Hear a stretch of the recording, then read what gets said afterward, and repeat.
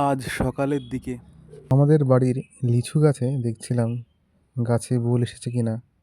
হঠাৎ তখনই দেখি গাছের নিচে এক জায়গায় অনেক পাখির মলমূত্র পড়ে আছে।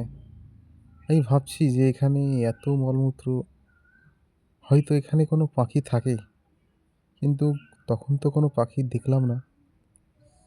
তাহলে হয়তো রাতে থাকে। তো সেদিন রাতে আমি আবার গাছতলায় গেছি, গিয়ে সোজা গিয়ে আবার গাছের উপরের দিকে দেখছি। গিয়ে দেখি সেই গাছে বসে থাকা পাখিটি ওখানে বসে আছে। পাখিটি রাতে এইখানেই আশ্রয় নেয়। কিন্তু আমরা তো জানতাম পাখি বাসায় থাকে, কিন্তু এখন তো সে ডালেই বসে আছে।